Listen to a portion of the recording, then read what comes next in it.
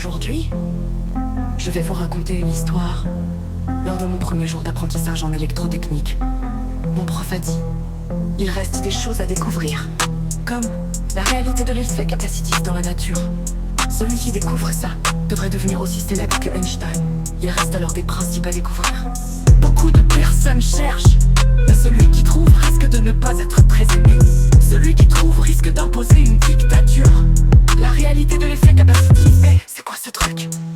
Le jour où il m'a dit ça, j'étais comme vous, je n'avais pas compris la question. Je crois que les vocabulaires des divers domaines techniques s'occultent le savoir. Je vous en parle dans mes musiques précédentes.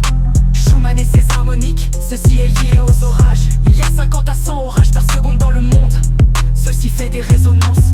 Mais il n'existe pas d'harmonique sans une porteuse. Cette porteuse est une fondamentale.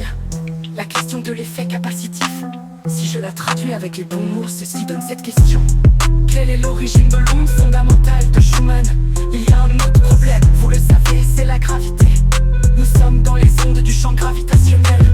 Il n'y a pas de champ d'onde sans une corde en amont, comme une corde de guitare qui émet un champ d'onde.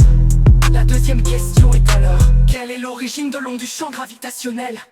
Ceci fait deux questions totalement magnifiques. Mon projet électrique modélise l'impédance. Ce sont des supports d'ondes multicordes. Ceci permet au son de s'exprimer totalement sur le haut les supports.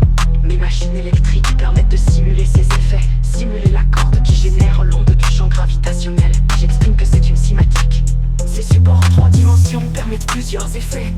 Cette fameuse une onde fondamentale dans le vide et qui se porte elle-même. Ce projet électrique lie l'origine de la gravité à la fondamentale de Schumann.